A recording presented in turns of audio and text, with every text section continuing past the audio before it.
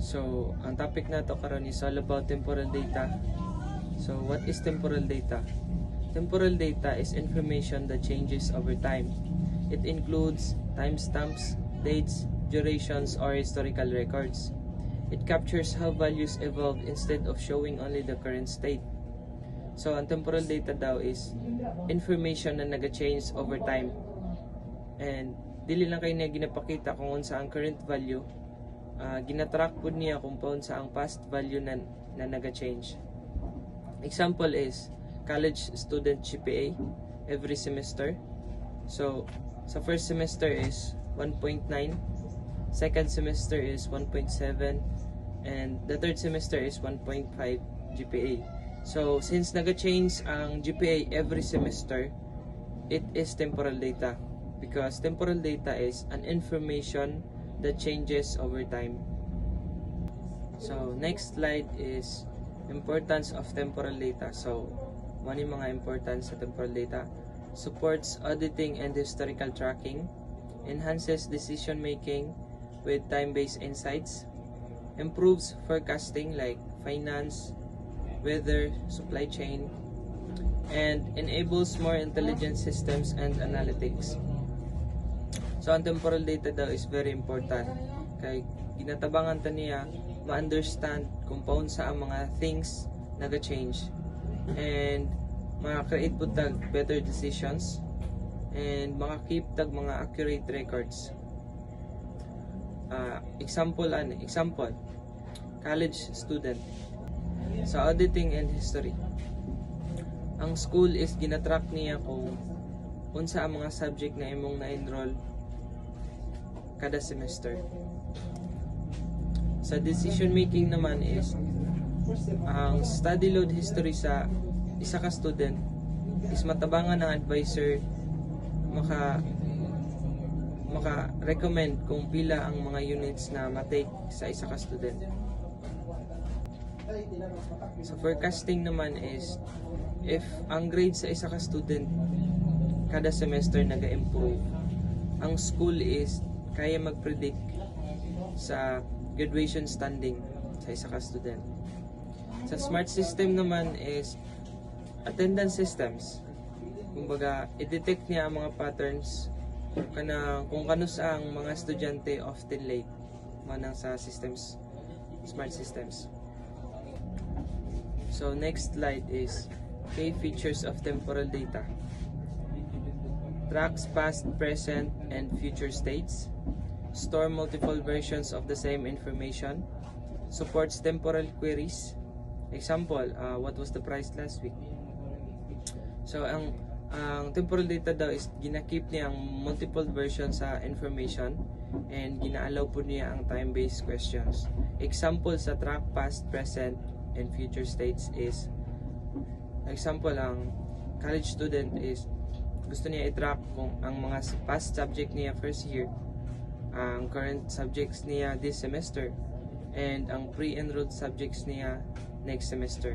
So, nasa track past, present, future. And sa store multiple versions naman is, for example, imong address and nimbalhin ka, i-change nimo siya. So, ang katong old nimo na address is ma-store gyapon, dili to siya mawala. And same sa current nimo na address, ma-store siya. So, even though same information lang, so stores multiple versions. Sa time-based questions naman is, example is, kung unsa ang tuition fee last school year, o unsa ang mga subject na na-take sa second year. So, mga mga example sa time-based questions. Next slide is types of temporal data. First one is valid time, when the fact is true in the real world. The next one is transaction time, when the data is stored or modified in the database. Number 3 is bitemporal data. It includes both valid time and transaction time. Most accurate form for historical analysis. Examples of valid time is ang current address nimo from August 2023 to May 2024.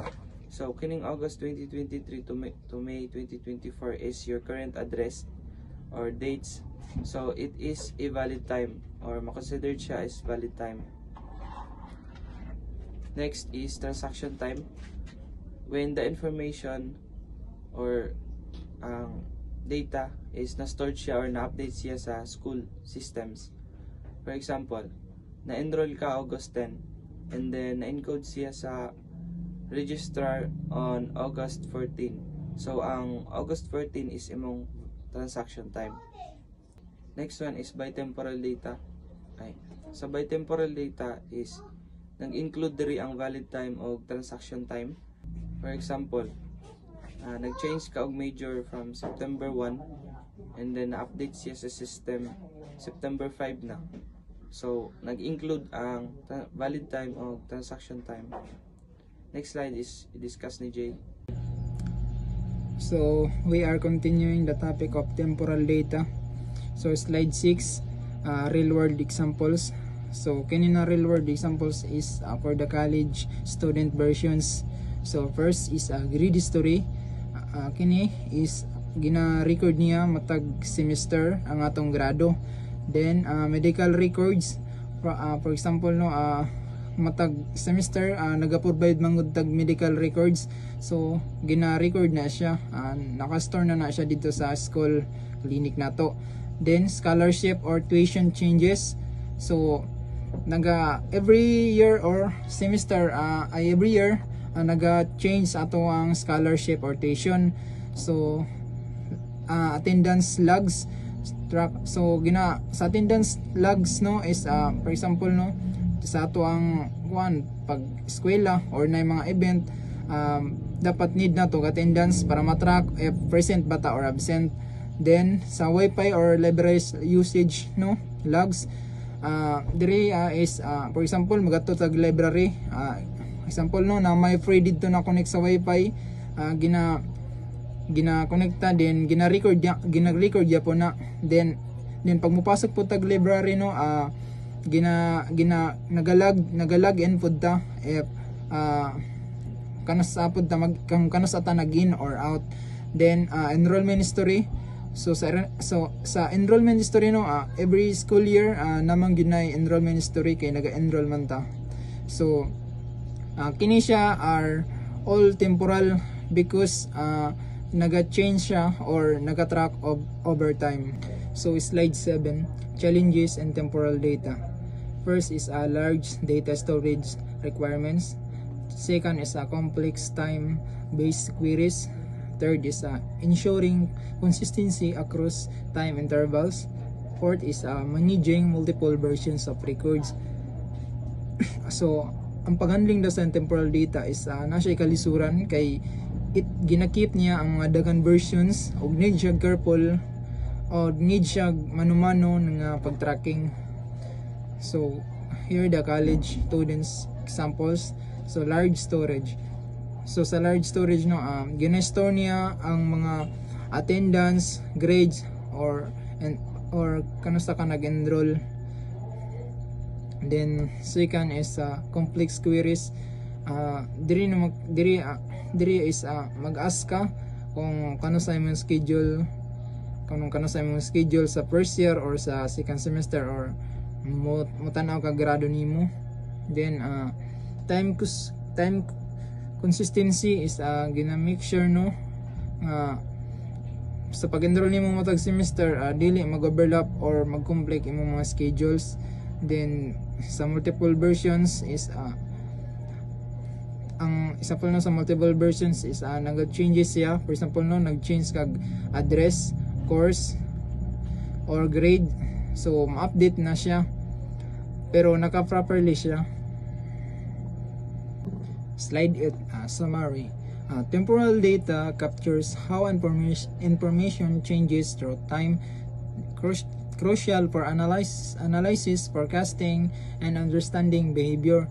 Used widely in finance, health, logistics, sensors, and more. So Here the simple explanation, no.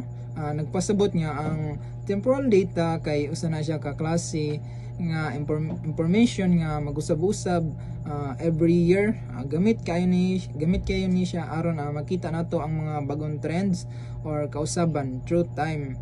Then example sa college student, no. Sama-sama college student, no, ang grades, enrollment, attendance or tuition or records kay usa na siya ka temporal kay nag-usab man siya kada semester o tuig. That's all our topic. Thank you.